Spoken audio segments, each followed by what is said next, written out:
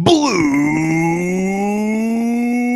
KOOL-AID drinkers! We're back, baby. We are back, and this is our end of the season grades podcast. We are streaming live on YouTube at DTBK or typing in drinking in the blue Kool-Aid. It's also streaming live on Twitter/X. That's at Drinking Lions. But we want to thank everybody here for joining in. But if you're also listening on the podcast, we appreciate you too. But this is our ever famous end of the season grades episode. Usually one of our higher rated ones where we go through each of the position groups and assess kind of the team from a yearly standpoint and success. And boy, oh boy, I'm sure we're going to have some great grades for this season, this historic Lion season. But before we get into all that, let's introduce the Blue Kool-Aid crew that is here. We got UJ. Hello, Lions fans. Connor. Hey. And Bob. Hello, everybody. I'm Big Z, and then Rud Dog should be joining later on the podcast. But before we get into the grades, really quick, just a couple housekeeping things. First of all, we had to talk about it. The Lions are keeping both coordinators. We thought one, if not both, were for sure gone, and they're both staying. Ben Johnson, strange stories coming out about his pulling out of the Washington interview. Like Washington hit pieces on him. The front office was like on the plane on the way to interview him. And then he told them like he's out. I don't know. It was very strange.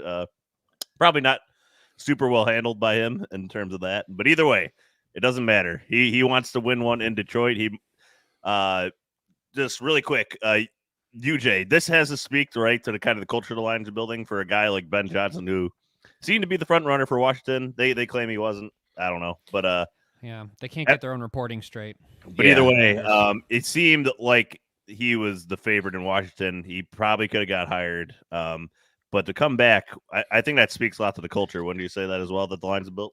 I would absolutely say that. That they're trying to make it look like I don't know.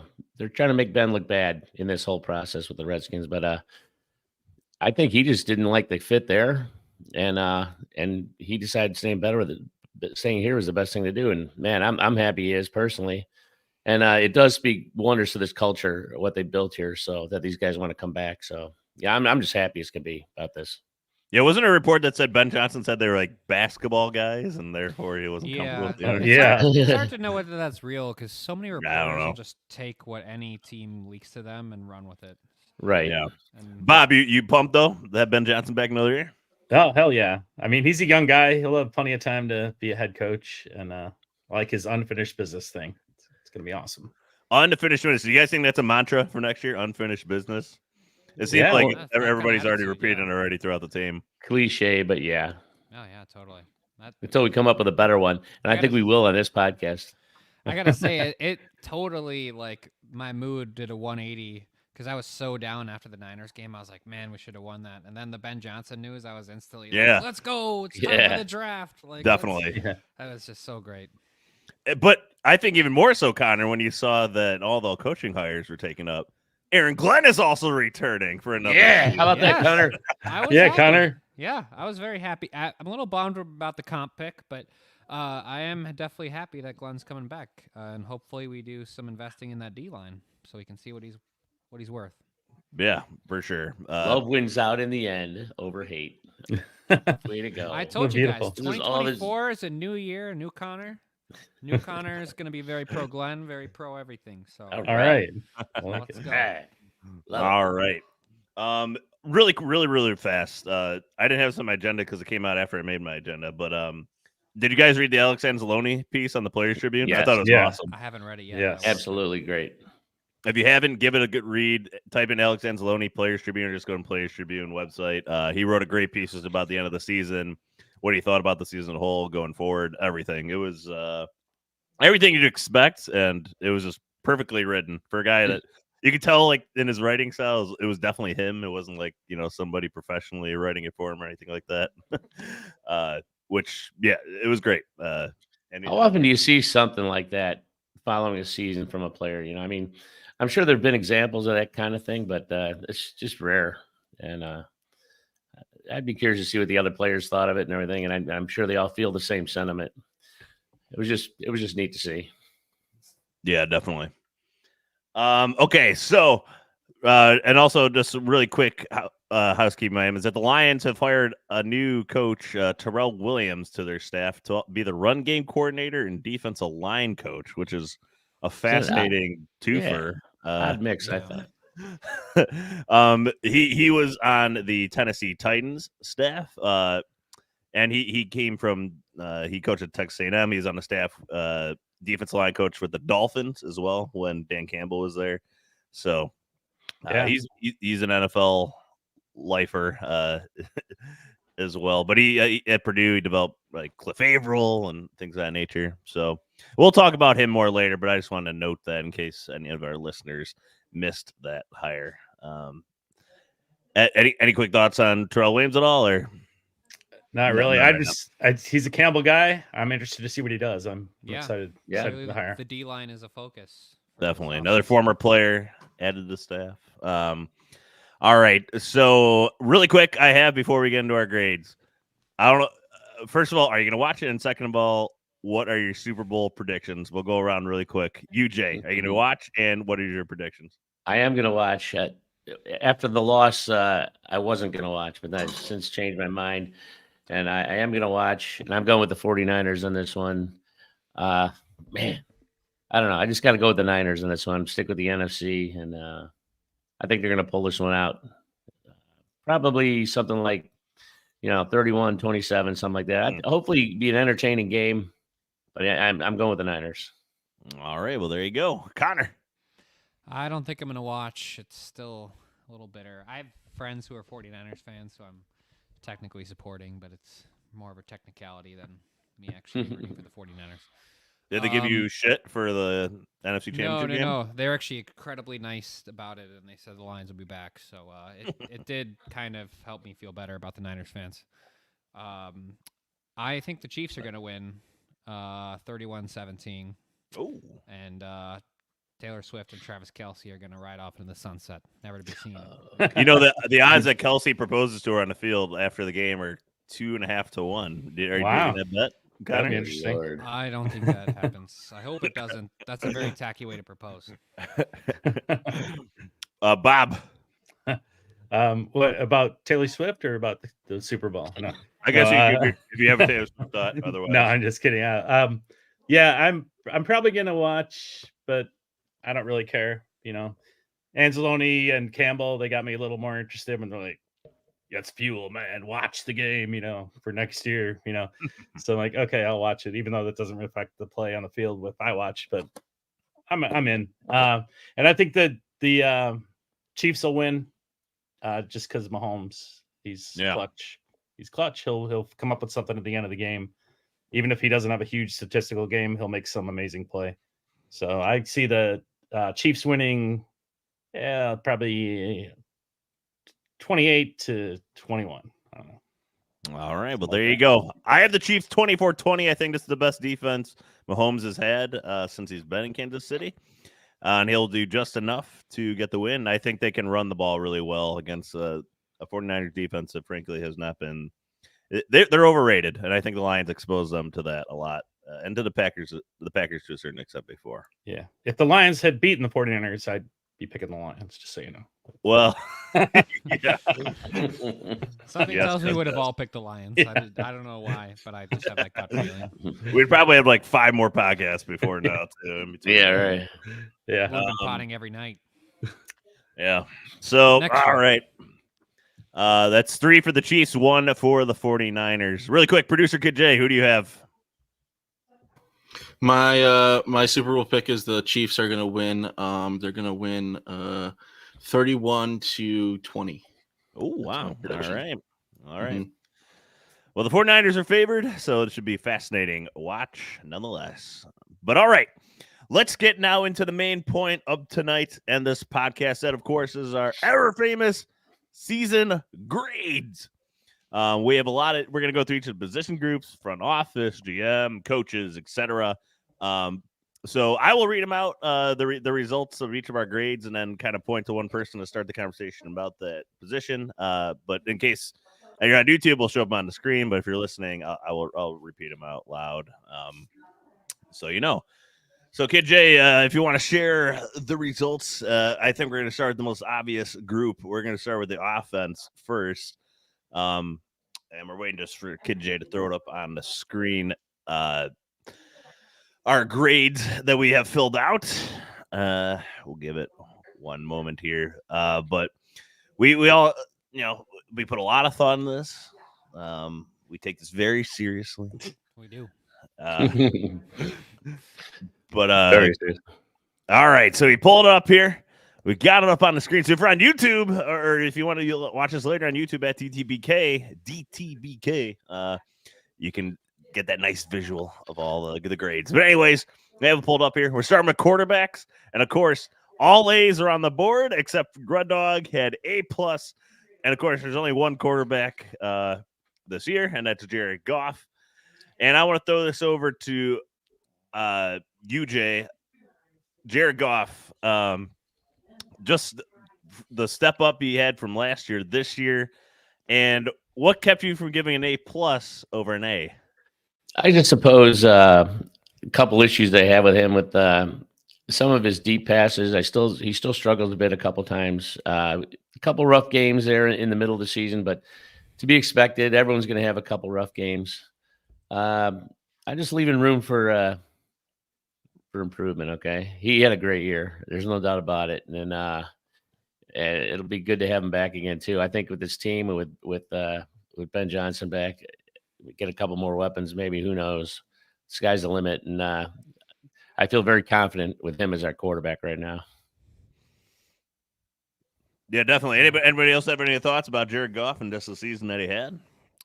I mean, yeah, for me, I have to agree completely with you, Jay. I think Goff had a great year, and I think he can keep getting better. I think he can work a little bit on that mobility, maybe stepping up in the pocket a little bit and making those deep throws. But yeah, if it wasn't for that little 4-game stretch where he had tiny hands, Goff it just kept falling out of his tiny hands. Yeah. If not for that, it might have been an A+, and I think next year will be an A+. But I think UJ really hit it on the head there. Yeah, I agree with you guys both. And I would say, yeah, the deep ball, that thing, the little lull in the middle, but he's had a great year, and the team all believes in him, even the defense and the offense. Everyone believes in the guy. So solid A for me. Yeah, he really stepped up in terms of a leadership role this year. Like, he is the face of the organization now, which you could kind of say before the season, but now I think we can all really say, especially the Jared Goff chance throughout the entire playoff run. I think that's going to stay with this team and the city for as long as he's around and they keep winning. So I think from that standpoint, it's completely, there was always kind of the ghost of Stafford a little bit, and I think that's completely erased now, especially beating him in a playoff game. Oh, yeah. And Jared Goff beating Sean McVay also in a playoff game. So I think everybody this is like this moving forward completely now. All that stuff's completely in the rearview mirror. Also, I just think, yeah.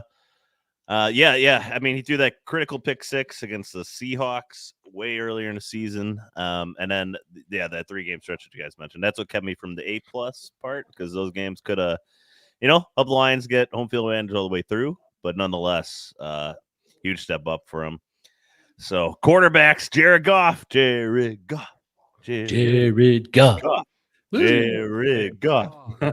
All right. Anyways, let's move on to the next category. Producer Kid J. Whoa. All right. So this is running backs. Big Z and Bob A-. Connor A. Rud Dog A+ again. And UJ B+. All right. So let's throw this over to Connor. Talk about the running backs. This is Craig Reynolds as well. Jahmyr Gibbs, obviously, and David Montgomery. Well, the big story, obviously, is that the Lions swapped out their top 2 running backs, and everyone was making fun of them for that in the draft. But, man, Gibbs has been such a revelation. I think he's only going to continue getting better. He's so quick, and Montgomery just bullies you. He just bashes you in and gets across the goal line. And We do have one of the best O-lines of football, which definitely helps. But I think this is a great duo going forward, and I like our third and fourth guys too. But hard to expect much better from this unit this year, in my opinion. Does Amon-Ra St. Brown count in this category for his carry in the playoff game on the critical third down? No. Yeah, if you want him to. In the playoffs. Anyways, Bob, I mean, Jahmyr Gibbs really stepped up. Oh yeah, Gibbs. I mean, I like the pick from the start, but the national media is finally picking up on how awesome he is because they're getting to see him on all these games, these big spotlight games. And he's a threat anytime he's on the field. And I think next year is going to be only better for him. And I love the running back room that they built. And I give it an A- just because, there's a few hiccups here and there. We could have scored that short play in the NFC Championship game. And there's just a few things here and there. But overall, it's a great unit. And I'm excited about the future here. Well, the reason I went A- despite their great results because of the Jahmyr Gibbs fumble in the NFC Championship game. I just can't get out of my head right now. I think that was the biggest play of the game, biggest turning point. There was definitely the biggest percentage swing in terms of swinging the game in one direction or the other.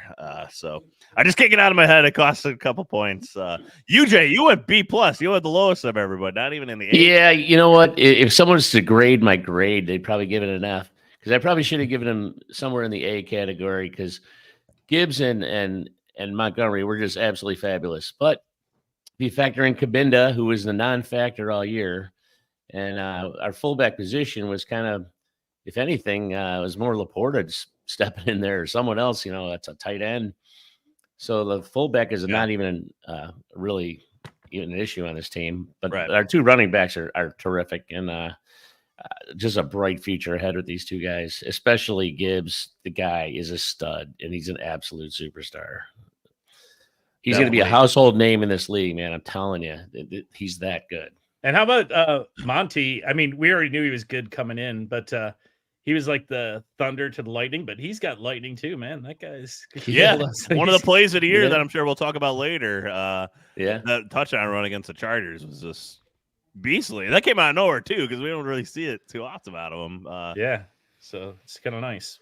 And he had that was 75 yards. Gibbs' longest rush of the year is 36 yards. And Gibbs we leaned on for a couple games to be the lead running back, which people are thinking now he'd just be the counter punch, but he can do it all, man. He can. Yeah, he's a tough dude.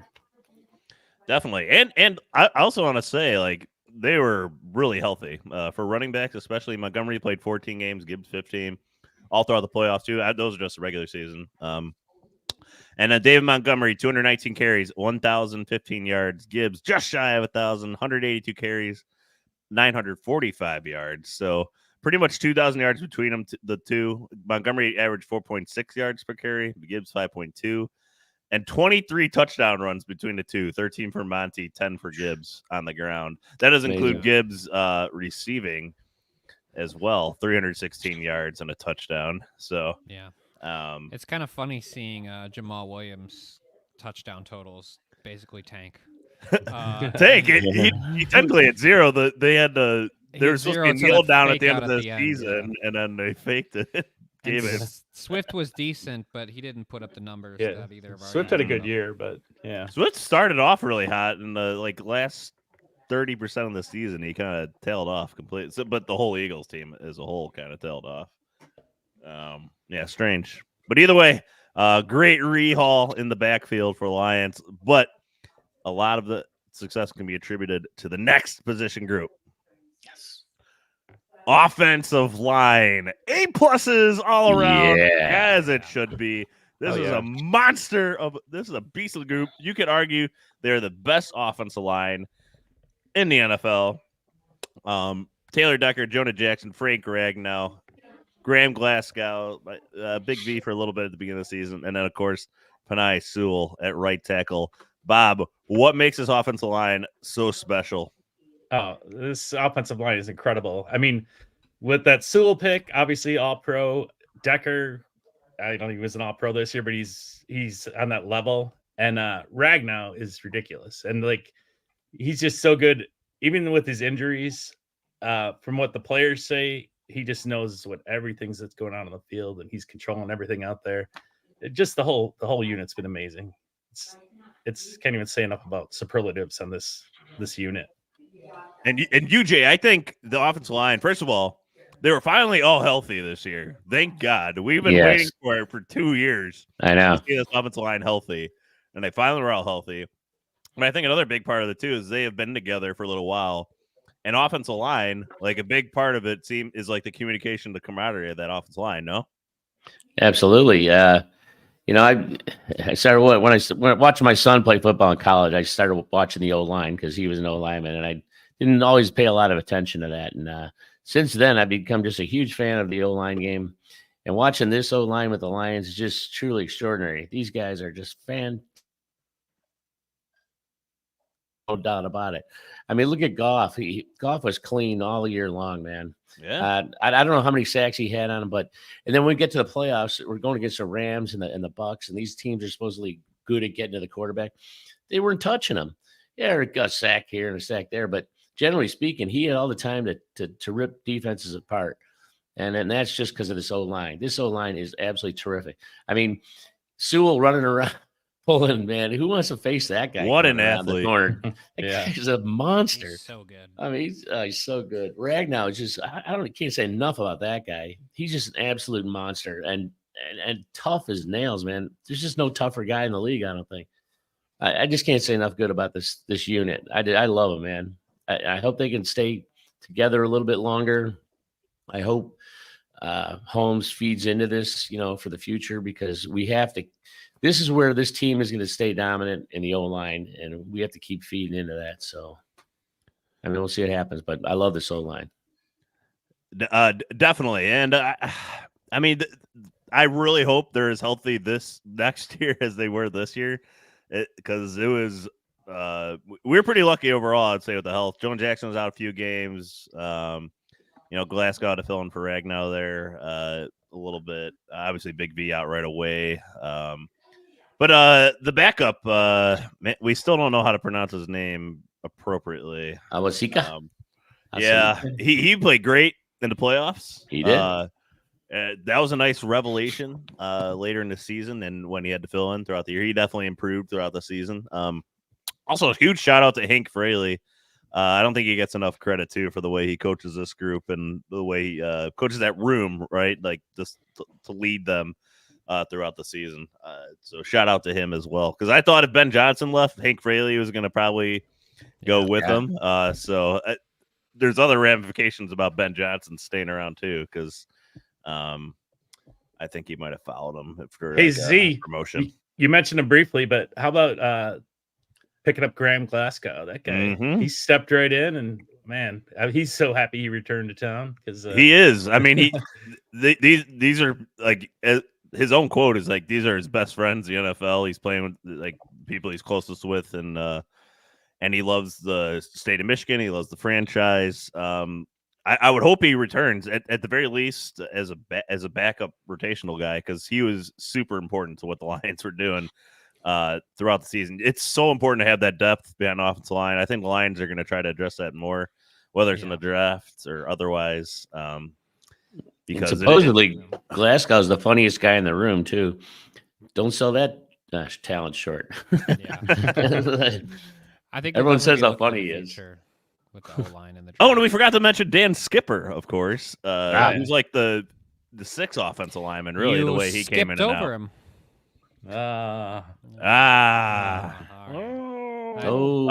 Really quick, Rud Dog, you have just joined the podcast. Really quick on the offensive line, and just your thoughts about their performance this year before we move on to the next category. Just good thoughts. Just all good thoughts. I don't know. There's so many good things. Ragnow, super stud. Penny Sewell, freak of nature, super stud. Decker, just rock solid, stalwart. Jonah Jackson, stud. I don't know, it's like Graham Glasgow. Why did we ever let him go? That's my summary. Yeah, I just love that the team's identity is this offensive line. I hope that it it goes to the other side of the ball too next year as well. But Kid J, let's move on to the next category. No, I think that started more than people realize. All right, so tight ends, all A pluses except UJ. I think we're giving you another F for your grade. You only gave an A. Yeah, but come on, man. It's not just one guy. It's the position group. All right. Brock Wright was hurt half the season. Injuries Laporta was great. Laporta was great. Hence the A. But where's the what downgrade him? Injuries more than anything. Availability. And that's it. I mean, it's a very minor critique here. The other thing I forgot to mention with the offensive line is that our guys can catch the ball too off the line too. Our offensive line. that's true. So, but tight ends. Red Dog, I'll let you start off with this one since you just joined. Just talk about the tight end position group, but really, Well, we all know where it one guy. starts. Sammy Laporta, baby. What a freaking draft pick! Like, best rookie tight end season in history. Just the dude was absolutely stellar. And I think the thing that is just as exciting as what he did receiving is how good he was as a blocker. Like, I think he keeps this group at an A by himself, but Wright did his thing when he was healthy. Mitchell started showing some signs of life. I don't know. The group wasn't like a huge group effort. There was definitely a more of a lone star effort here. Why are we forgetting about Lions legend Zach Ertz? I know. I was gonna bring that up too, Connor. No, Lions legend. I'm kidding. Yeah. No, He's on the conference championship team. Everyone's right. I do want to say, when Big Z and I went on the Chiefs pod, they kind of scoffed at me for thinking Laporta could step up right away, and he did in a big way. Man. Yeah. He's already, I think, a top 2 tight end in the league, and he will be number 1 for the next decade. He will. Yeah, there's no reason like why he shouldn't be considered as like the one of the top tight ends in the NFL. Like, And probably the best haircut out of all the top tight ends in the NFL. You're not a I killer. think hands down. Kittle, okay. God, that thing. Ugh. So Sam Laporta, I mean, just to recap his numbers, okay, 186 catches on 120 targets, 10 touchdowns, and this is a regular season, and then 889 yards. But I think the underrated thing too is that, a little comparisons to Hawk probably, but I mean, he was an awesome blocker. It's not just the catching aspect too. He's a great blocker as well. Yeah, absolutely. He was a complete tight end. He was basically what Hawk was advertised to us to be. Right. Like, coming out. Except we didn't have to pay a 10th overall pick for him. Hey, and UJ, Brock Wright, he gets that up to that plus for that one big reception he had. He's it's so funny to watch him run. Like, he's so lumbering and on that run you're talking about, Bob, like he made that cut a little inside and he gets like an extra 15 or 20 yards. Like, and he was like moving a ocean liner or something. He was cutting, and he still got around that guy. How do you do that? That was awesome. Brock Wright's good for one like super important catch every year, because the season before that he had the giant catch against the Jets that won us the game. The 51-yard touchdown. Yeah, on 4th down. So don't discount Brock. Sneaky good for that one good catch throughout the year. You just better hope he's not getting a catch against your team that one week. That's right. Yeah. I think he would have had a better year if he stayed healthy. But he was gone for most of the year. So he only played 6 games, right? Yeah, it's brutal. Tough season for him, but overall great. James Mitchell, okay, just okay. Not a lot of thoughts about him. So he was injured a lot as well. So started making some catches in the end of the season there. Right. It's nice to see. So anyways, tight ends. I mean, it's hard to get better than that, especially from what the Lions have gotten historically from that position group. Sam Laporta, I think we'll be hearing about him or talking about him a little bit later in the podcast as well, in addition to this. But Kid J, next category, please. This should be an interesting one. Wide receivers. All right. So I went A-. Bob went A. Connor A-. Rud Dog A+, and UJ B+. Let's start. I want to throw this over to Bob first. The wide receiver group. Just run it down for us a little bit here. Yeah, I mean, well, Amon-Ra St. Brown, he's everything that we thought he was coming into this year and more so. All pro this year. The guy's just so reliable every game. He's just amazing. And Josh Reynolds, he wasn't in the final game, but he's been clutch all year too, coming up with those first downs. Khalif Raymond, when he's not hurt, I think it's just a good group.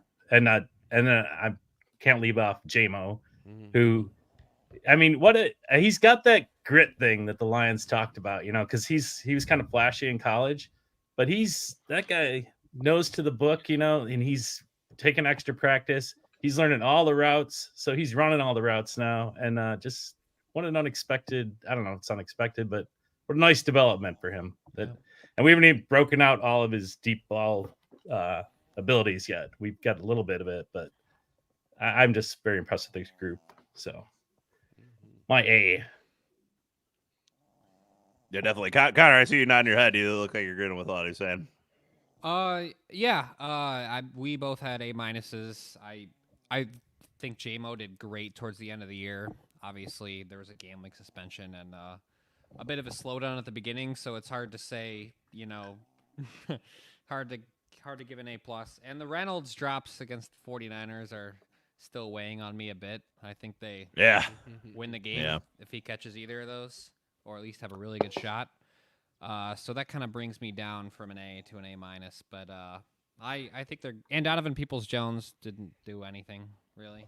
That's not true. He had a few good catches on clutch fourth down. So yeah. For the most part, he didn't really do much this year. I think that's. Well, he only played half the season. Returned some punts in the playoffs. So I didn't know everyone was in love with Peoples-Jones. I think most people would say he had an okay year with us. Just didn't know you hated him. He's a Michigan guy. Connor, what are you hating on the Michigan guy? I didn't know you for? thought he was a receiver 1. I thought he was like a receiver 5. But if you think he's a receiver 1, well, are you really now questioning the god known as Donovan Peoples-Jones? I like him. I'm just saying there's reasons Big Z also didn't give an A or an A+. So now we're slinging stones. Amon-Ra, the most boring receiver in the NFL, according to Rud Dog. 119 catches on 164 targets, 1,515 yards, 10 touchdowns. Then this is just wide receivers, not going over everybody that caught the ball. Josh Reynolds, 608 yards, so second leading wide receiver, and 5 touchdowns. Khalif Raymond, who we probably could have used him in the playoffs. It sucks that he wasn't able to be there.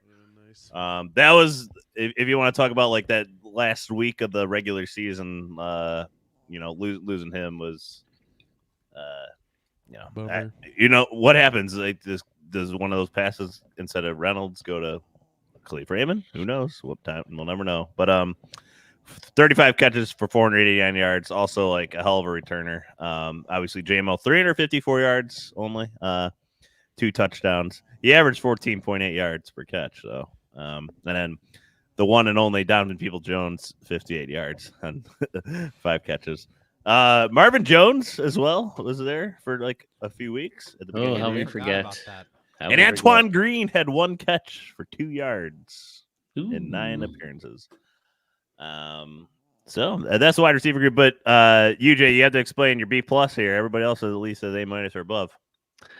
I think the only reason I gave him that like Connor said, those drops by Reynolds weighed heavy on me at the end, especially when our receivers have been so reliable all year long. But I still think that we're lacking the deep threat here. And it's like we have to scheme something open to get anything deep. We can't just beat anybody. Like we can't just have a guy run down the field and beat the other guy. It doesn't seem like we've been able to do that. And I think that's why I held back a little bit on my grade. Well, UJ, don't you think J-Mo beat out some people and Goff didn't get the ball to him a few times this year? A couple times, yeah. I'm not saying it, You don't think J-Mo is that threat? I just want to see it more.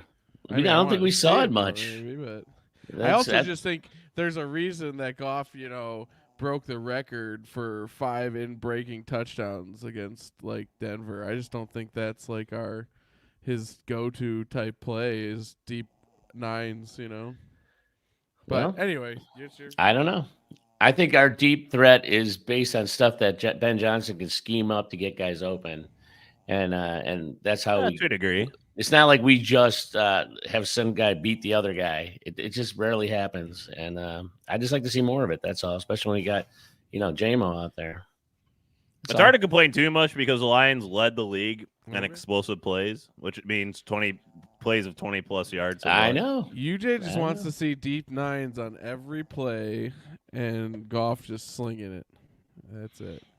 I mean, Red Dog, dude, you also said that you wanted to see the Lions and Goff just like even just throw it deep to J-Mo at least once per game. I know, but that's like an offensive philosophy and scheme. I'm not putting that on the receivers. I don't see how that affects this grade.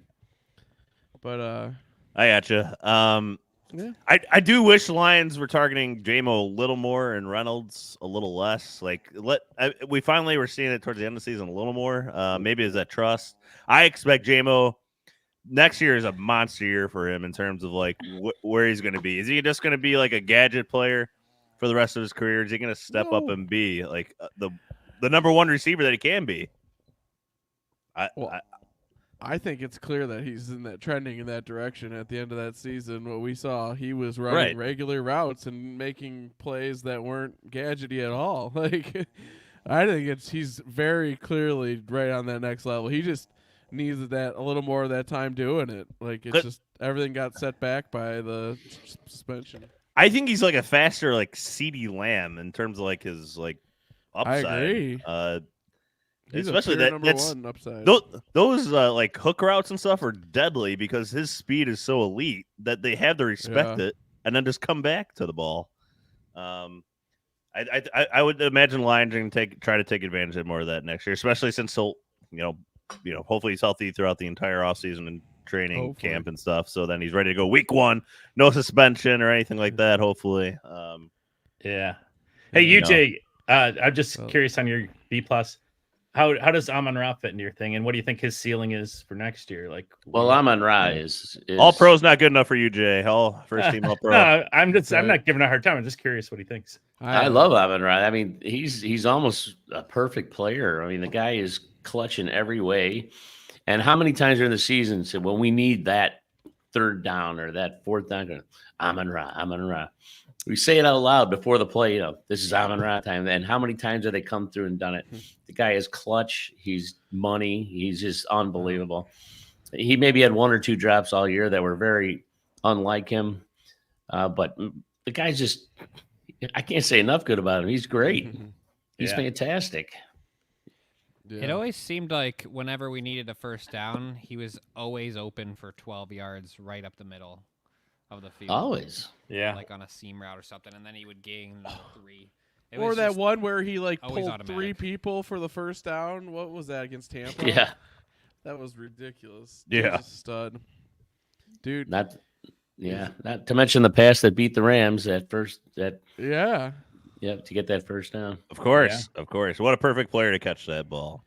He is so good. I'd say he's as good as any receiver in football right now.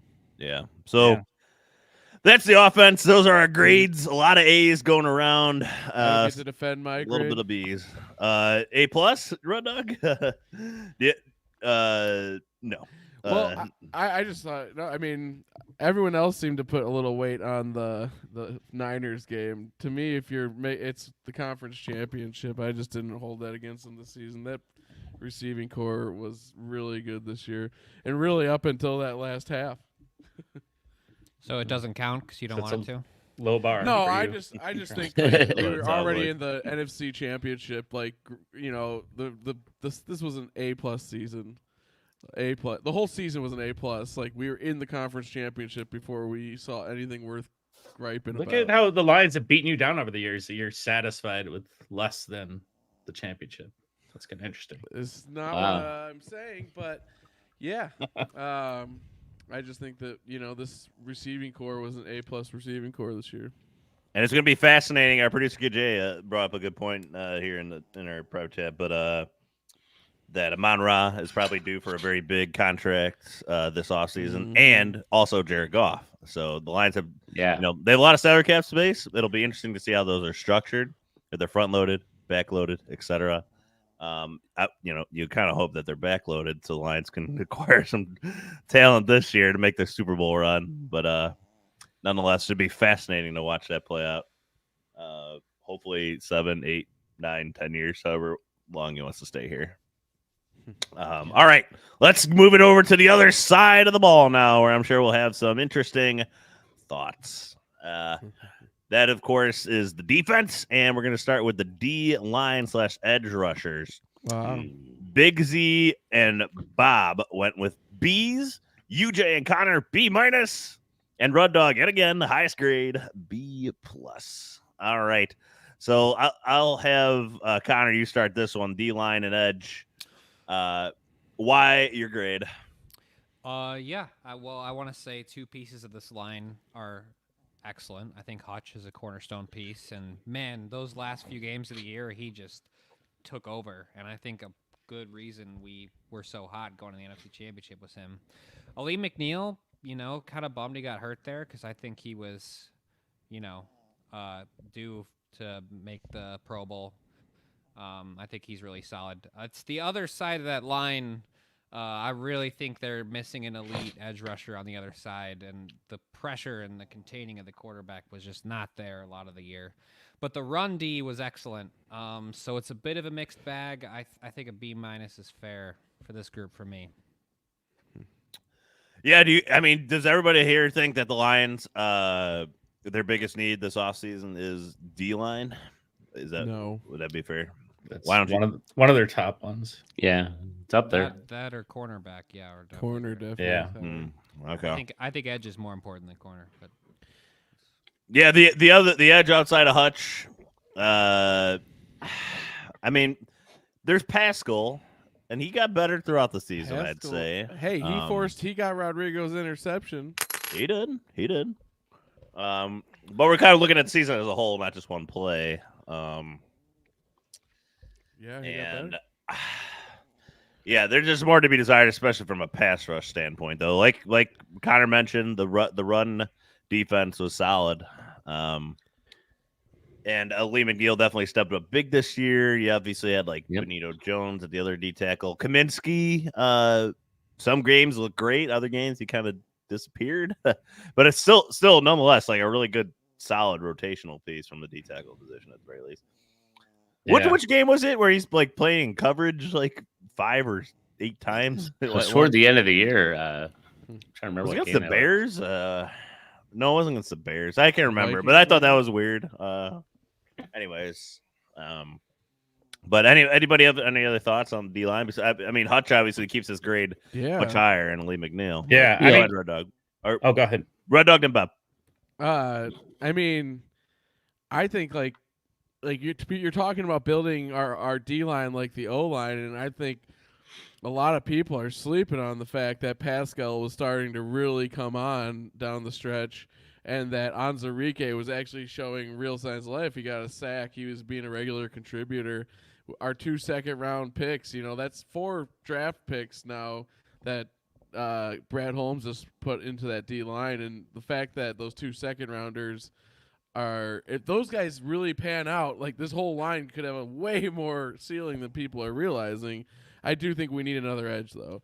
But I don't know. I think cornerback's bigger because between Romeo and I think we keep Houston and stuff, I think we could still get a pass rush, but that cornerback's a different story. Yeah, Bob. Yeah, I was just going to say Hutch is ridiculously good, and I think he will continue to be. But we definitely need some help on that line because I think that's part of the struggles that Aaron Glenn has had is figuring out how to get pressure on the quarterback. So he's had to do a lot of blitzing. And I think he'd prefer to just have a straight up rush and blitz more selectively than he has been. But we definitely need help there. Yeah, Bob, I think you just summed it up exactly what I was going to say. They couldn't get that rush with their D line alone. And they had to force Glennon to become a blitzer. and which was pretty effective at the end, I might say, And fun to watch. Very fun to watch. But brought us iffy. But would be nice if our front four could do it on their own. They just don't have the horses right now, especially on that other end. That's opposite of Hutch. Yeah. I do think Pascal will develop into a formidable D end. I mean, like, honestly, I think he has like Cam Jordan kind of upside. So Cam Jordan upside? Yeah, he's a physical wow. freak. I mean, his physical numbers at the combine were like that good.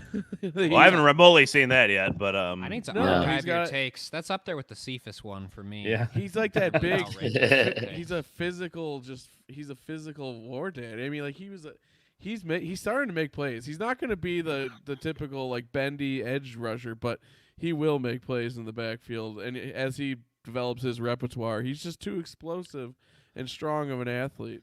well, at the very least, if these guys can keep developing, at the very least, they're good. They're solid rotational pieces. I think the lines. It would be just great to have an elite other guy outside of Hutch, so Hutch can stop taking triple teams and double teams every game, forever and ever. Let's All get those stats up so he can be defensive player of the year, like we know he can be. But it's hard to do that when you get three guys blocking you every play. And he still puts up the stats nonetheless. He led the league in pressures, I think. I would have to go back and see it. Him and Micah were like neck and neck. But either way. He was excellent this year. Like, and I think, I'm with you. Even if I think those guys have the upside, I'm all for adding premier talent to our D line. Definitely. Glad you're not against it. That'd be No more talent. Let's send away Liam and Hutch for cornerbacks we don't even play. All right, Kid J. Next one. We start at the line and we work our way back to the linebackers. Big C and Connor, B. Bob, B+, Rud Dog, A, and UJ, B. All right, UJ. Talk about this linebacker crew. And first of all, Campbell, Barnes, Reese Maben. First of all, much improved linebacking core from previous years. And the only thing that held me back from giving them a higher grade was their pass coverage through most of the season. I think at times it got better toward the end, especially when Reeves Maben started playing a little more and adding a little sort of life to that element. But they were great, stout against the run.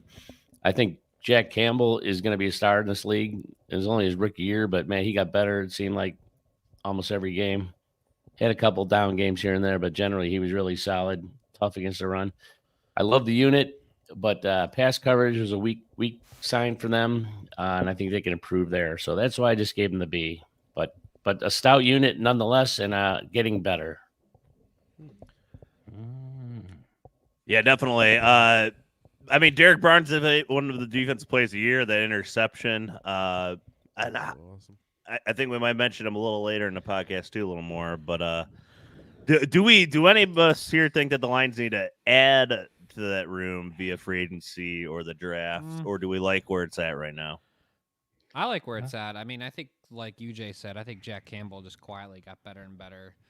And I think I owe Anzalone an apology. I think a couple years ago, I was like, why the hell is this guy? Why do they love him so much? It wasn't making sense to me, but he was just a workhorse this year.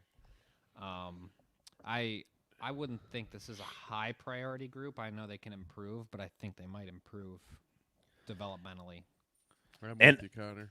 I think the underrated thing too about the linebacker crew is that I mean, this is one of the best run defenses in the NFL, and that was for two reasons. First of all, the Lions were atrocious against the pass to a large degree, so teams just kind of stopped running, especially near the end of the season against us. But second of all, when they did run, it wasn't too successful. So, and a lot of that can be attributed to linebackers. I want to also give credit to the D line too for that, because you got to, free up the linebackers to allow them to make the play. But the Dan Campbell progress, Jack Campbell progress. Dan Campbell's, not real son, Jack Campbell. His improvement throughout the year was phenomenal, and then the Derek Barnes of it all. We'll mention him most improved, I think. But any other thoughts about the linebacker crew? Yeah, I'll just put in my 2 cents real quick. I just think this is a solid unit this year. Anzalone, man, what a guy! I mean, he I see why they brought him in because he's kind of like the heartbeat of what they're doing on this team, the whole grit thing. And he seems, as the team's gotten faster, he seems to have gotten faster too. I don't know what it is. The guy flies around there, and apparently he's got a photographic memory. The guy's like great at diagnosing stuff out there. And Barnes' improvement. I'm just impressed with this unit. We can always improve at any position, but if they don't improve this position, I think we're pretty good going into next year. Yeah, I agree. Like this unit, I think we could sit pat. I think the only talent we'll add is young talent that will try to fight its way for a roster spot. But I think like Anzalone, enough can't be said. Did anyone see that letter he wrote? Yeah, we mentioned it at the top of the podcast. No, fine. Well, it was awesome. And like you're right, he's so damn fast. Like honestly, he looks like he could be like a Devin White or something out there. But between him and Campbell, I think we just got like a stellar. And that's not even beginning to mention, the guys like Barnes and Rodrigo. I think this core was I think it was an A core. And I honestly, the pass coverage, I don't think was all that bad this year. I mean, it wasn't the best or anything, but you mentioned the pass rush wasn't the best either. And I think a lot of that was on that. But I thought this was the best linebacking core I've seen on this team since the Levy-led efforts. Yeah, definitely. And Jalen Reeves-Maben as well was a nice rotational piece to the linebacker spot. He's made a bunch of key plays. He wasn't on there a lot, but when he was, he stepped up. That was a big thing when they pulled him, I think, over to the defense more this year. I don't know what, like, they suddenly just decided to. Oh, it was an injury, I think, to Enzo that game. And, like, he came on defense and never left. Yeah. Right. And he's a decent blitzer. Obviously, his strength is probably the pass coverage, too. So. And he's one of the best special teamers in the entire NFL. So he could just do it all. They better sign him back. Well, and that's the thing. We already signed him to a 3-year contract, so we're comfortable with him for now. Is he signed? I thought he was a free agent. Yeah, we brought him back as a 3-year contract this year. That was the big deal. It was one of our biggest signings this year, if you ask me. Oh, I misread something then the other day. Okay, well that's great. Now, all right, breaking news to me at least. I love it. Awesome. So linebackers, B's, B plus, and then an A from Rud Dog. All right, buddy. Let's move. So we got UJ underrating a little bit compared to the median, and then we got Rud Dog going above, but that shouldn't surprise us. All right. Let's move on. Defensive backs, last position group. All right, so we are all over the board on this one. Whoa! So we got me with a C, Big Z with a C plus, UJ with a C, Connor C minus, Rud Dog B minus. I hope everything's okay over there, and then Bob with an A. So where do we start with this one? Let's start with the high. I want to go with Bob. A for the defensive back group compared to the rest of us with much lower grades. I'm curious how you came to this. That's not. He actually gave him a C plus on. I gave him a C plus. Oh, yeah. Okay. I was gonna say. I'm like, what in the world? I had to fact check it because that seems so unbelievable. Yeah, I had to fact check it myself. I'm like, I don't remember giving that grade, but all right. I thought you were gonna like pull your like little like pull over and we'd see like the bag of KOOL-AID like that's hanging in your IV drip. Like. All right, so we had a data miss. So I'm the either way, Bob. grade. All right, so what did I have a C plus? Yeah, well, obviously Cam Sutton was getting burned left and right this year. We've had some injuries back there, but the positive part of my grade is I love our safeties now. I mean, Kirby Joseph, Iffy, and Branch. I mean, they're what hard hitting guys, man. They're just laying the wood out there, man. Laying that pain. Even Tracy Walker, he had to step back. I thought he'd be a big part this year, but we've got the young bucks in there, and I'm just excited about that part of the unit. And we definitely, the outside, we got to get some more cornerbacks. But yeah, that's completely. I will say Kirby Joseph, he definitely played better the second half of the season. The first half of the season, he was very.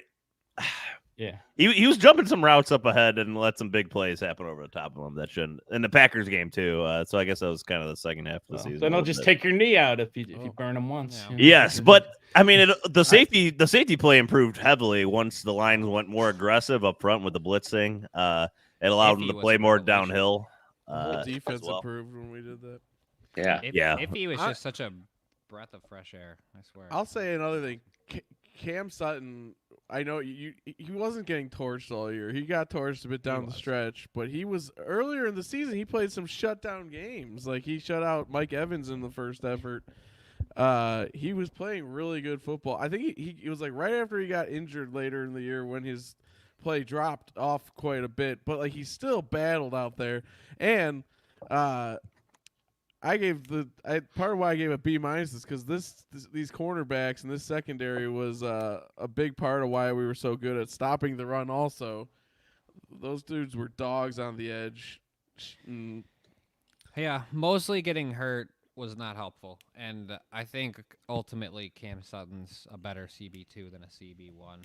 I would agree. You're looking for an elite guy on the other side. He was left on he was left on an island a ton when we started blitzing because then the Lions went man almost over 60+% of the time. Going up against but CD and again, he's not one of the highest paid defensive players. If you're an elite cornerback, you should be able to play on an island like that. And then Vildor. Though, did we? Vildor will go in infamy forever for his doink off the face mask. I don't think he'll be back. I don't think he'll be back next year. I don't either. I mean, that kind of highlights where the Lions were with the defensive backs. The fact that a guy like Vildor, who was on like the practice squad around the NFL, was starting in the NFC Championship game for us. Yeah, and the problem was all the guys we found were like carbon copies, like of Jerry Jacobs, like not really terrible, but not really great. Really tough in the run on the edge, but can't cover very reliably downfield. Right. They're not the biggest dudes, like not the fastest. So this is a major need need for the Lions, although I think this grade goes up if the defensive line play improves, especially in the pass rush. I always think the defensive backs, in the NFL, it's hard to cover for more than like 3.5 seconds, 4 seconds.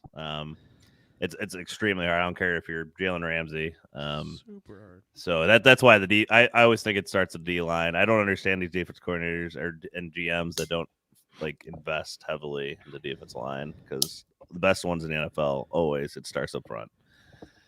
All right. So defense backs, we will talk about like free agency and where the line and who the Lions get, and then the draft, who the Lions can attack at that position group throughout the offseason. But let's move on now to the next grade. Sick of talking about it. Yes, we will, I'm sure. Offense coordinator Ben Johnson, who's staying in Detroit, baby. Staying in Detroit. Yeah, baby. A+ from Big Z and Bob, and then A's from Connor, Rud Dog, and UJ. I mean, I'll just start with this one really quick. Ben Johnson, I think he has a great feel for the game, although he has improvements in the third quarter. He needs to be better in the second half, honestly.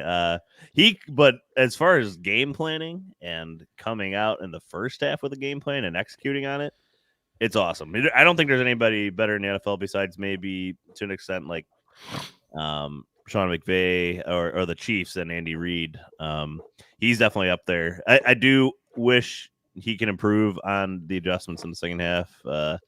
Because, like, for instance, in the NFC Championship, I thought the Lions went away from the run a little bit too much. But that's just like an example. There's several examples throughout the season where, especially in the third quarter, the Lions just completely, on offense, went to sleep.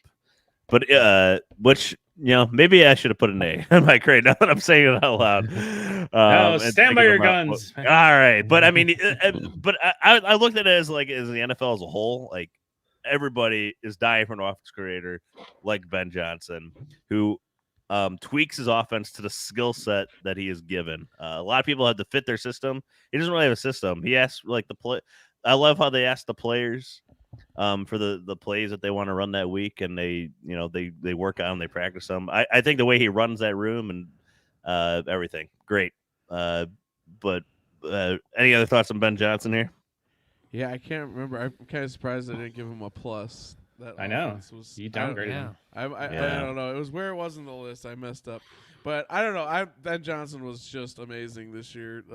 What he did with that offense, and the fact that he's coming back is just so Yeah. exciting. His Yeah, run but- designs are really fun, I think. Like, Yeah. there's some really crazy stuff. And Really the fun. plays are always selectively designed in cool ways. Yeah, but Z, you kind of hit it there though. The third quarter problems it was a problem for him, and Right. they have to find an answer for that. And then True. just a couple inexplicable plays. Like I know Campbell took the heat in the NFC Championship game for running on that third down instead of passing. We had to burn a timeout. But man, you just don't run there, man. You pass the freaking ball, and little things like that. There were a couple things during the course of the year where I would call mistakes by OC, but overall, yeah, Ben Johnson was fantastic, and I'm glad to have him back. He's a brilliant play designer, absolutely, and one of the more fun play designers. I mean, our offense is just fun to watch. Really It's not fun. boring at all. I like Yeah. a play, like for instance, where they snapped it through the legs of the quarterback and Oh, the that was center so to cool. David Montgomery. Yeah, Oh, yeah. That was cool. Or the handoff to Montgomery, then he launches a lateral like halfway across the field that the announcers Yeah. completely did not Oh, talk yeah, about. like, I won't get over it. I won't get over it. Yeah. It's like they weren't even watching the game. But anyways, I mean, I just had my 2 cents on Ben Johnson. I thought he's tremendous. I mean, finally we can move on from losing Jim Bob Cooter because although I'd love to see him run this You you offense. finally Who moved had on, it? Bob. You Yeah. finally moved on. I think we got a guy here, and yeah, I just thought he did a great job with the balanced play calling and the fact that he kind of tailored the offense to Jared Goff's skills and not trying to like force Goff to like run his system. He's adapting his system to his players, and I just think he's been amazing. Well, I think Jim Bob Cooter's coming out with a book, Bob, about him reading about the running game and how to design a running game. So it's not about the running game; it's about him learning about the running game. Anyways, Whatever. let's move on to the next, and that, of course, is the other side of the ball, the defensive coordinator. AG, baby. Aaron Glenn, a very fun point of contention throughout the season. Big Z and Connor, I expected B, at least one lower grade in there. Bob, Rud Dog, and UJ, B pluses. Connor, we have to throw it over to you. This is your boy. Of course, Positive, but this is positive, Connor. If we were doing this at the end of in December, Yeah. we might have That'd be different answer. negative, Connor. You wouldn't want him. No. This is positive, Connor. Hey, I want to say I think Aaron Glenn is a tremendous leader of men, and I think he'll make an excellent head coach one day. And I'm a little surprised he didn't get more serious looks this year. It doesn't seem like the Commanders are really taking him seriously, which kind of bums me out. But my only beef with Glenn is I don't always think I think he tries to fit players into a scheme a little bit more, like we're talking about how Ben Johnson kind of tailors to his talent. But towards the end of the year, he was getting better. He was getting sneakier with the blitzes. The secondary kind of became a bend, don't break thing, as Matt Patricia envisioned many years ago. And it worked. I mean, we kept the Rams out of the end zone. And the Bucks, we shut them down. The Niners, for a half, we looked really good. And I think it'll continue to get better. I do want to see them invest in that D-line and see what Glenn can really do. But I think a B is a fair grade for him this year. Connor, I think you nailed it kind of like earlier in the season when we were particularly struggling. It was because he was really demanding something from these players to execute on it like that they just couldn't quite pull off. And it kept putting us, especially against the mobile quarterbacks early on. Well, he still has issues with the mobile quarterbacks. But he definitely showed that willingness to grow and change down the stretch. I'm just excited that he's coming back to keep tweaking that defense and building it with more talent. Like Connor said, more talent and continue building on what they've already set up because Hutch is just going to be that much better at executing the scheme. Aleem, just going to be awesome. Yeah, Definitely, UJ. This defense was scrappy. They played their asses off. I mean, even when they were struggling, they were never not playing their asses off, and it always paid off at the end of the games. We always kept them to a field goal or whatever. And while our offense took the game over, this defense did what they had to do to win games, and they talk about complementary football, and that's what I think the definition is. And on top of that, like the other guys were saying, he just got better as the year went along. Glenn, he adapted and he learned and he changed things. And the defense, despite giving up a lot of yards at times, and we were scrappy as hell, man. They were fun to watch. So I had to give him a B+ for, I don't know, he did a good job. Bob, you had a B+ too. Yeah, B+. I think that the defense was kind of seen as a weakness, for a lot of the year. And then, in the second half, we became one of the better defenses, I think. Gave up a lot of passing yards, but not a lot of touchdowns, And I think Glenn is working with what he has, and he adapted, which is nice because someone mentioned Patricia earlier, and I don't think Patricia was able to adapt and change things. And he's changed as the year went on, based on what his talent was and what he had available. And he hasn't even changed. I thought it was pretty impressive job. And that defense, they love the guy and they play for him. Everyone plays for him. So that's something there. Ooh, no, that's a great point. One more point about him. Yep, real quick. Is that this year they focused down on just getting good at one thing, and that was run defense, and they got to the top of the league. And that this year I expect they'll do to the other part, pass defense. Put it together, baby. What does that mean? Top defense next year. Let's go. Oh, yeah. Mm-hmm. All right. So, Aaron Glenn, the arrow's pointing up. It seems to be the consensus for the defense. I certainly hope so as well. I really hope they just learn how to, contain a mobile quarterback. Yeah. Hey, what is negative Connor grade Aaron Glenn this year? I don't know. He's dead. He's gone. Yeah, he's dead. All right, Kid J, let's throw it over to the head coach, the one, the only MCDC, Dan Campbell. Oh, straight A pluses. Bob, I have to ask you a quick question. You didn't like the fourth down play calling or decisions in the NFC Championship. Anzalone defended it. It's like the very first thing he talks about in that letter. Yeah. Have you changed your mind about it? And I was surprised to see A+, even though you didn't like those calls. Well, based on that, but look at the team he's built and the record, how they've changed this team around in the last couple of years. I mean, how could you not give him an A+? No, he did screw up in the NFC Championship game, I will say. But it'd be nice to be up 3 scores there. But he chose to go with the riskier route. But he's a great coach. I'll let you guys talk about him. I can go on about it for hours. Real quick around. Yeah, Red Dog, go ahead. Really quick. Technically, they weren't riskier moves. The analytics said they were less risky, but no. Okay. Well, I have a coach then. If you're just going to go off that, okay. I want to meet this analytics guy. But no, Dan Campbell, the goat already. Take it to the bank. The goat. Connor. Yeah, I love the fourth down calls. They've been doing it all year. It's what beat the Rams. It's what beat the Bucks. And if they don't drop a couple passes, I think they pay off. They were schemed well. I love Dan, and he's going to continue being our coach for the next several decades, I hope. UJ. Yeah. I mean, who wouldn't want to play for this guy? I mean, as a player, you talk about the old cliche running through brick walls. I would be that guy too. But he's more than that, though. He's a really smart football guy too, and he's just built something incredible here. Like Bob mentioned, that what he's built here is just amazing. And how can you not give him an A+? It's phenomenal what they've done with this team.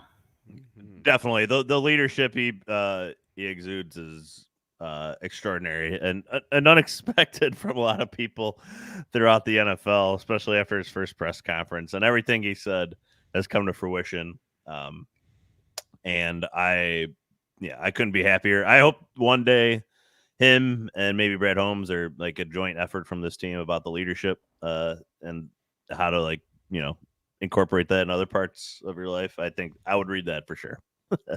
Yeah. All right, let's move on. We're going up the chain. We're going to Brad Holmes, the GM. This can also be the front office, if you will. A+ all around. Connor, you gave 2 pluses. Yes. A++. Yes. Let's start with who am I started with in a while? Start with yourself. I'll start with myself. Brad Holmes. I mean, this it goes hand in hand with Campbell, right? Just how they built this team. The play, like we talked about it like a lot with the trade deadline. Like the Lions didn't necessarily make a move except for Don Peoples-Jones. A lot of people were like, "Why didn't they bring in Chase Young? You know, big name, blah blah." Did you guys watch Chase Young in the NFC Championship? Yeah. He was dogging it on the field, and the Lions don't bring in dogs. They bring or guys that don't dog it rather. And either way, he was not. They realized that he was not a culture fit. They have carefully, meticulously built up this locker room in the last 3 years, and they want to bring in somebody it's gonna be like that. You're all in, and you see that in players like J-Mo, Anzalone, etc. that we've talked about. I couldn't. And I think he uses analytics to a degree too in his assessment. Like he brings in athletic freaks that are also willing to lay their body on the line for the team. And it's hard to find, but I think it speaks, Penei Sewell is their first draft pick, and I think that says everything about how they built this team. Yeah. He's awesome. He's just yeah. so good. The fact that he gets so fired up about everything. Yeah. He's like a coach in some ways, Coach. but he's more like a life coach. He's not like the X's and O's guy for these guys, but he's a mentor to a lot of these guys on the team. Yeah. What did you guys think of? I mean, Connor and I were talking about this.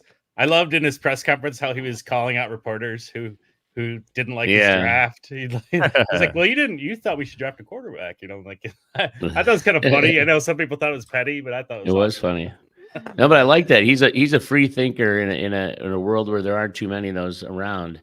And the NFL, especially in the draft, is like it's all about groupthink. And he just went against conventional norms. And look at this. This draft was maybe one of the best drafts ever in history of the NFL for one team. I mean, our top 4 picks are freaking stellar. I mean, and the previous drafts for that built this team we have now. I mean, man, he's doing a great job. I just love it. I love how they works with Campbell, and like a lot of GMs, just rule the roost, and you're gonna get who I pick, and blah blah blah. But yeah, it's just fantastic. He's doing a great job. I love it.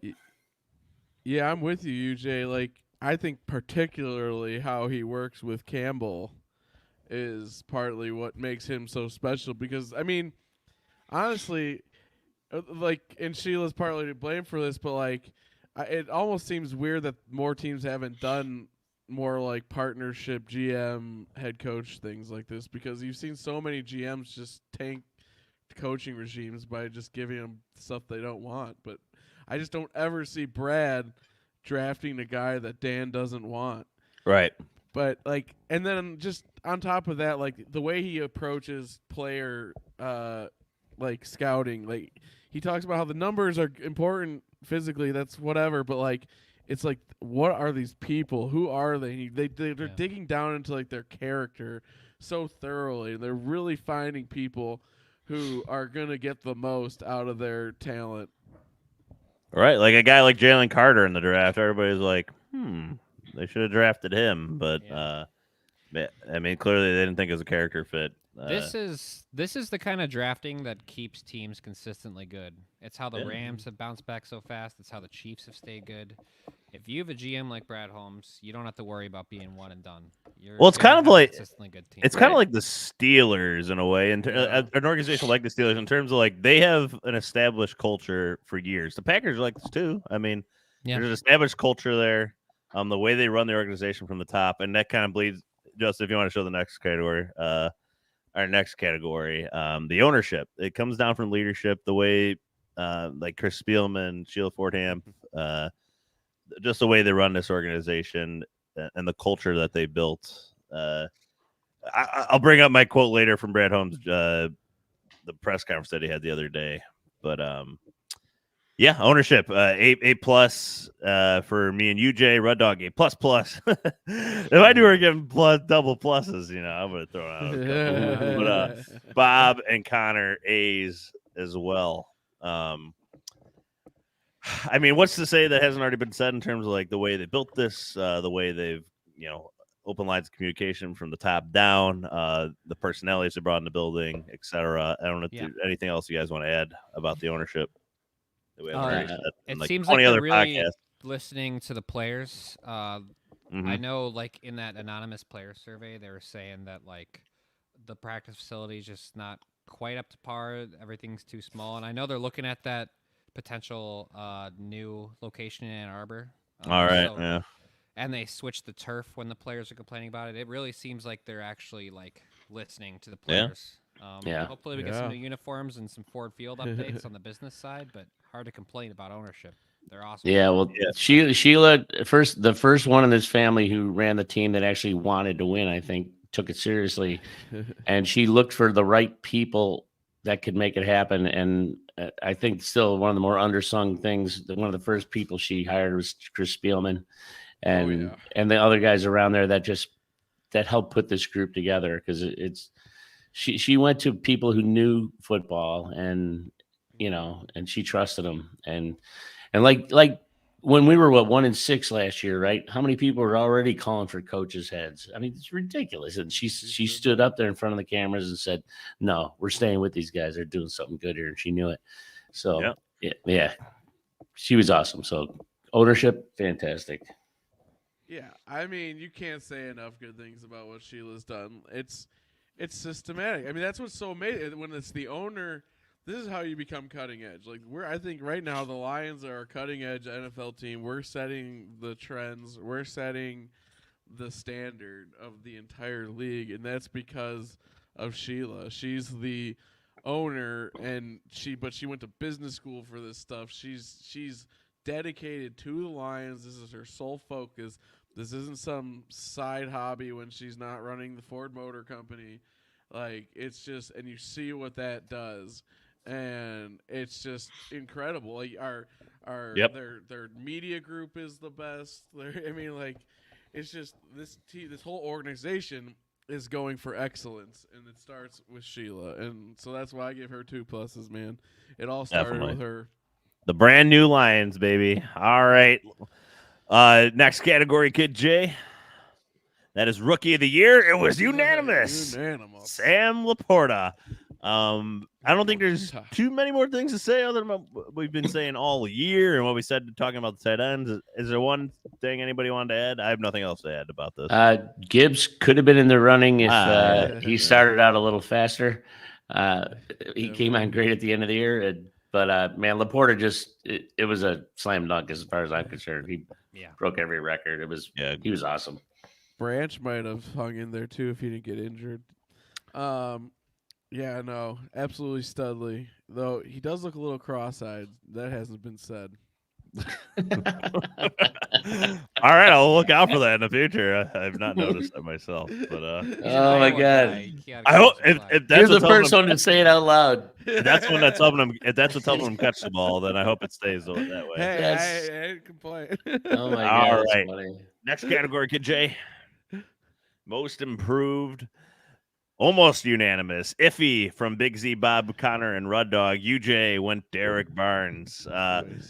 I mean, I think we're all excited about the way Iffy went from a guy that almost wasn't making the roster to now arguably a certified star on our defense. Right. Even like halfway through the season, like the first half of the season, I wouldn't say he was even much of a factor. And then they started getting more aggressive on defense, using the athleticism, especially with him in the box, whether against the run or off the edge blitzing. And he was finally unleashed. What took them so long is, well, maybe we could go back to change Aaron Glenn's grade in that regard. But you know what it was? It was the game someone was injured, and they needed to find a new way to rush the passer. Was it Hutch injured that game or something? And all of a sudden we just started blitzing. Oh, I think it was Denver, because they were all talking about how Denver's this blitzy team, and then we out-blitzed them. Yeah. But UJ, you went Derek Barnes instead of Iffy. Yeah, I could have easily gone Iffy here too, but I want to give Derek Barnes his due. He's been plugging for a couple of years now, and he really did make himself better this year. And he was in the game a lot. He made a lot of big plays. Nothing bigger than that interception at the end there with the Tampa game, but I got to give him gives credit, man. He had a good year, and I hope he just keeps getting better. That's a good Right. shout out. I love Derek Barnes. And I think the Derek Barnes aspect just really shows the Lions' belief in their development of these players, sticking with them when a lot of other teams might have cut them loose by that point. So I think the patience and the meticulousness I alluded to earlier with Brad Holmes, I think speaks volumes of the Derek Barnes rise. Those two guys are the reason you got to kind of watch how this roster develops because, like, I think, like, the next one you'll see is, like, Broderick Martin coming out at some point. But, like they're planning – this regime is willing to plant seeds, knowing that they're not going to immediately turn into trees. Like, they're going to – they're developing the talent. And that's where – like, these guys turning into studs is what's going to make it where you can afford to pay some superstars because you got all these developed talent on, rookie contracts and stuff.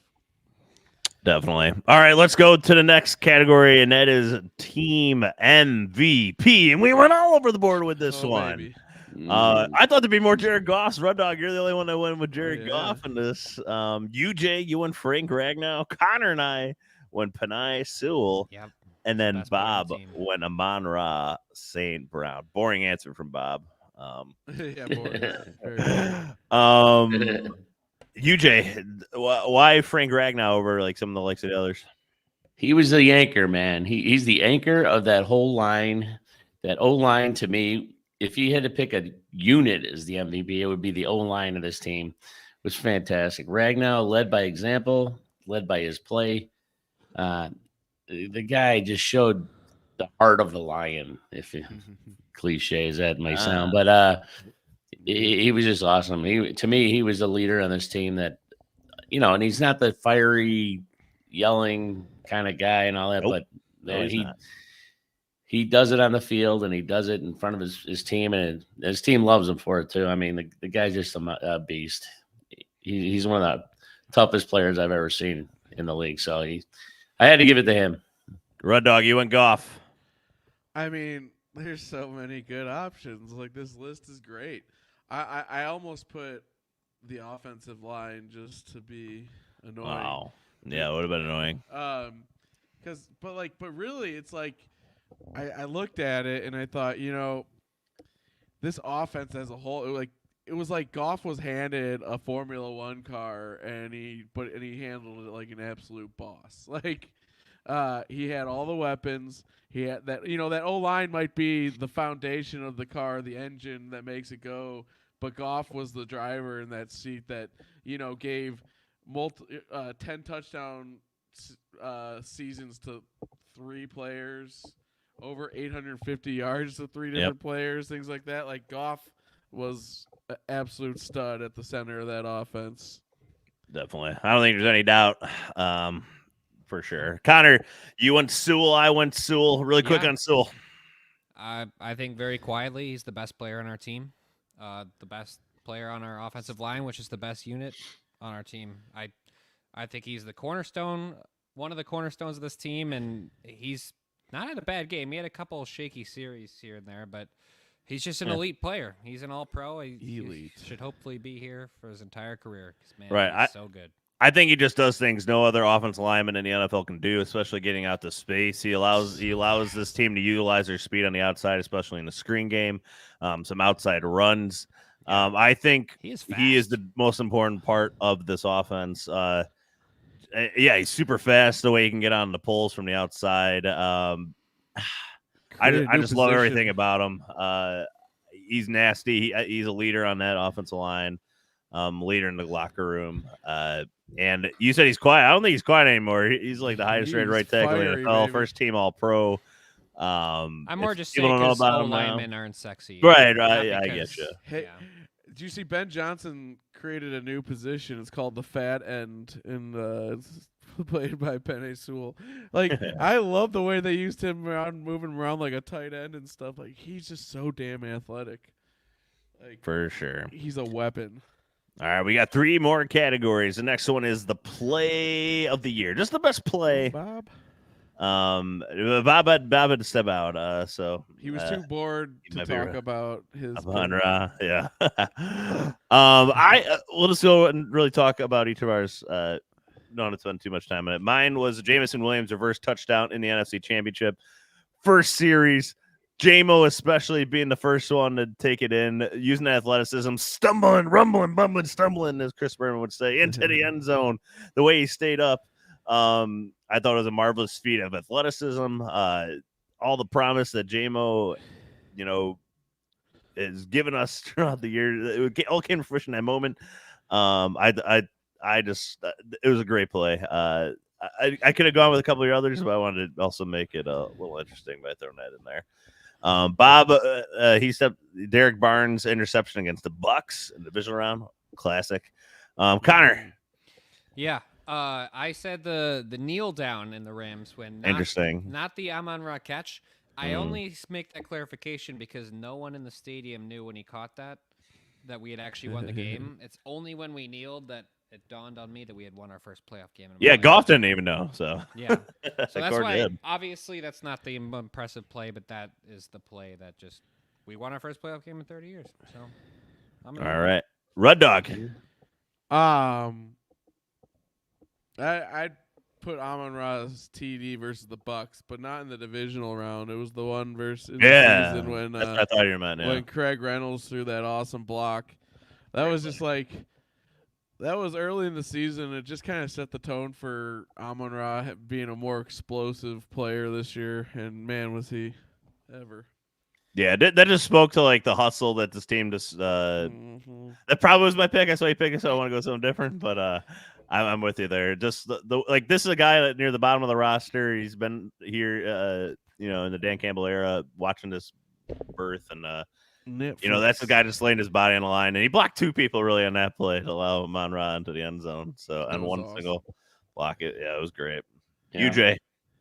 Yeah, well, Monty's 75-yard touchdown run against the Chargers was just awesome, unbelievable. So I mean, here's this grinder, this punishing runner, and he finds a gap. He runs up the middle, and he makes this incredible cut to get free, and then he runs down the sidelines, and it looks like he steps out of bounds. I mean, he was so close to the – and I couldn't believe he kept out running. JMO made a great block on that one, by the way. Great block. Another great block by JMO, among many this year he's had. And he made it all the way to the end zone, 75 yards. And it was just an exciting play. That's all. I love that play. There was a lot to choose from this year. It was hard to pick just one, but yeah. Well, that's why I went with like a actual like a great play. Like I was thinking about going like an emotional moment because like they were definitely heavy. Well, that goes to the next category, which is thank you, Red Dog. Perfect segue in the next category. That was the best moment of the year. I went with Derek Barnes' interception in the divisional round because I thought the Lions pretty much had the game sealed. I was a little nervous. Maybe they drive down and get the field goal, but I was all concerned. But just that moment of him and like the essence of like his career leading up to that moment, his first interception. What a time to have your first interception! It was awesome. Bob went with the kneel down in the Bucks game in the divisional round to advance the NFC Championship. Connor, you went with my best play. I went with the reverse touchdown. Mostly because in that moment, I truly thought we were going to win the Super Bowl, and I actually genuinely believed it. So we'll not talk about what happened after that. But in that moment, that was it. Red Dog, you had a moment. I guess is not measurable. So yours. I mean, honestly, that first half of the NFC Championship game, man, it was just like as a space and time was just.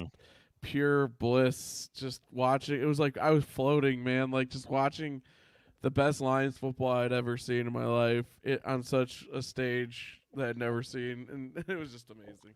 Yeah, we can just watch that forever, the first half, and then turn it off thinking the Lions won the game. Never to know the end results. UJ. Yeah, Connor, not everyone didn't know that the game was over when we got that first down. I was thinking if we got that one more first down, man, we can seal this game right here. And then they throw that pass to Amon-Ra. And it was just, it was the most blissful play, man. I'm telling you. No, that was incredible. I mean, it was just, it was, I don't know. It's hard to describe how great that feeling was that we sealed the win there. And Shots to here. me, that was just a massive play. Yeah, 30 years in the making. Yeah, it's hard not to go with that one. Yeah, it was what a moment, what a win. Yeah, that's something we'll all remember the rest of our lives. That win. All right, last category, Kid J. Had to throw this in here. Always a fun one, especially with this Lions Did we team. take out worst moment? Yeah, I did take out worst moment. This is we have positive Connor on the podcast. I don't want to hurt, bring him down with the lowest moment. You went with second half of the NFC Championship, Red Dog. I know. We don't need to talk about that.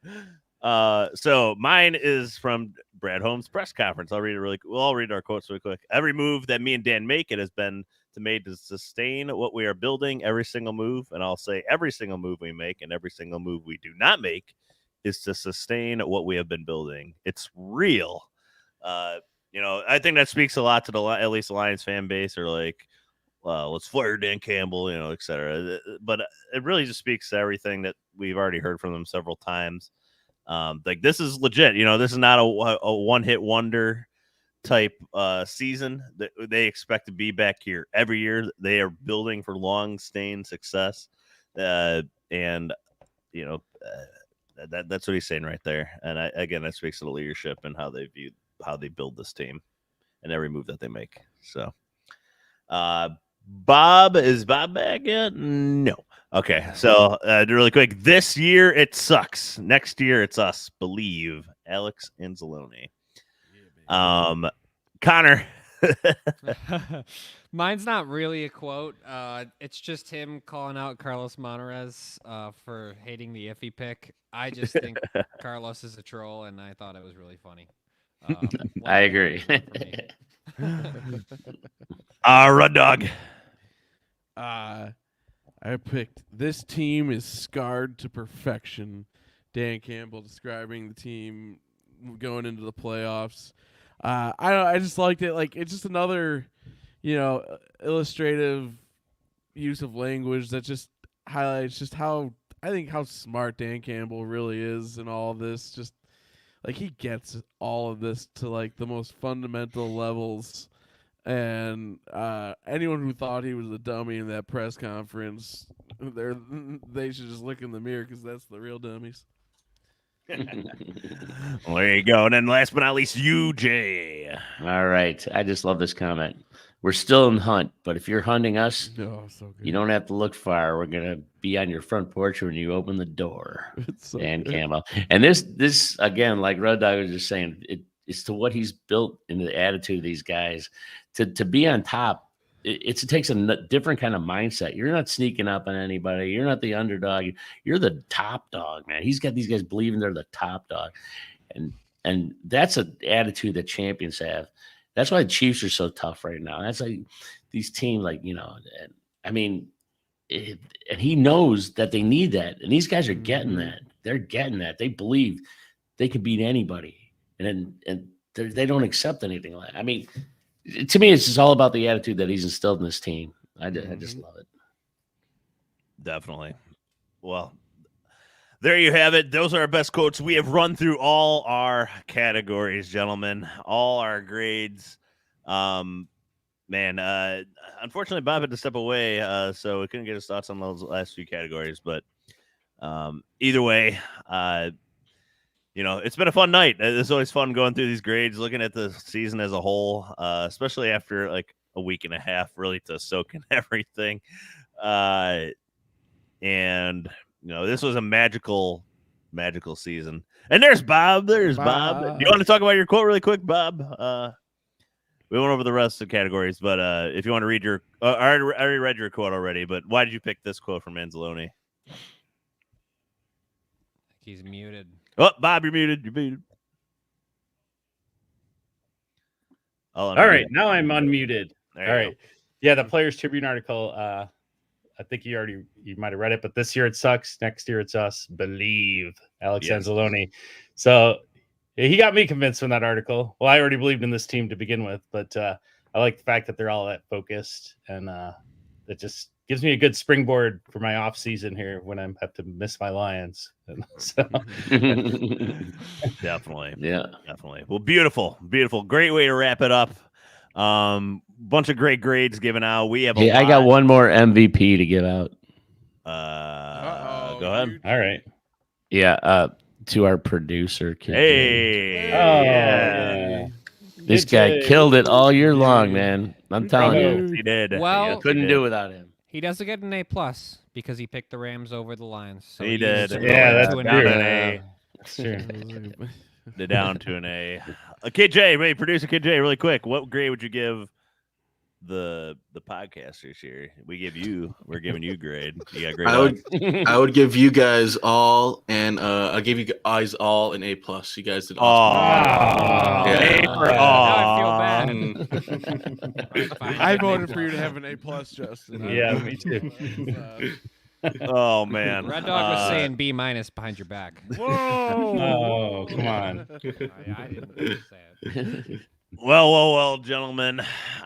We are approaching the 100-minute mark in this podcast, so I do want to wrap it up here. Yes. Yeah, good idea. But first of all, I mean, so this will be our last podcast for at least a few weeks here. We'll probably take a little break before we get ready for the draft and the off season. What was that, Red Dog? Combine, You gonna baby. watch the Super Bowl? Oh yeah, Red Dog. You didn't give us what's your Super Bowl prediction really quick. We talked about it at the top, just really quick. What's your prediction? And are you gonna watch?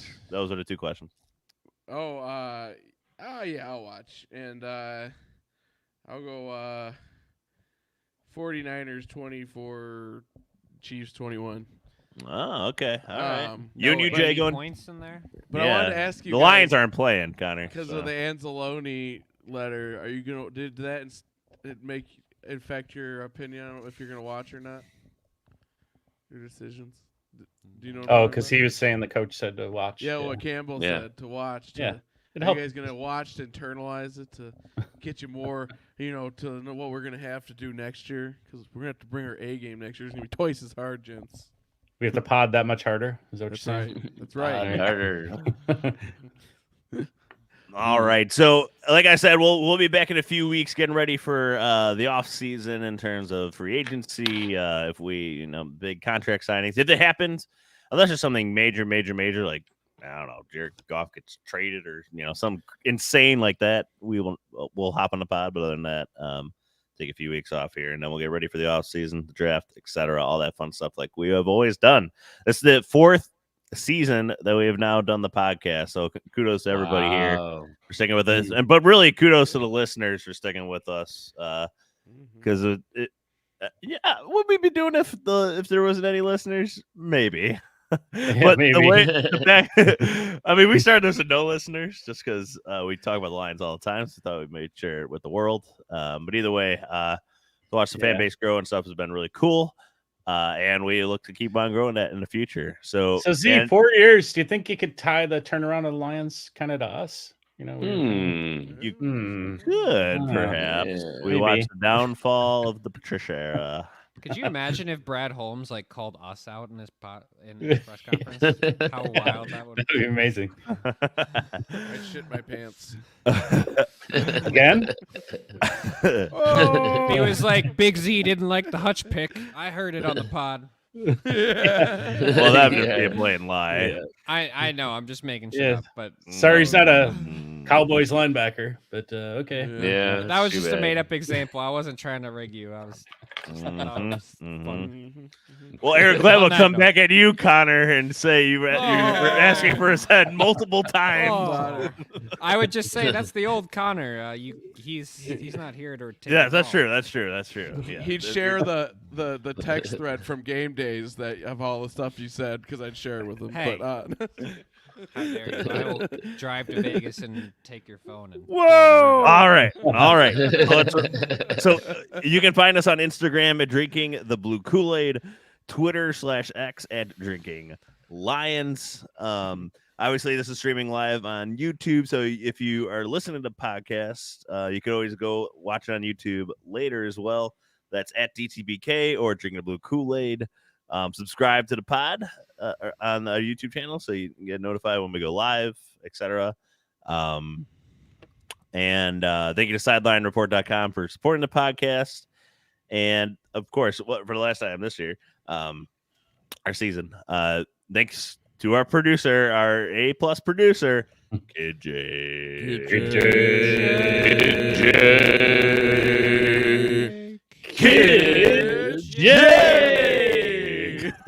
And I just our want to happiest say, one yet. Yeah, it's been an honor potting with you, men.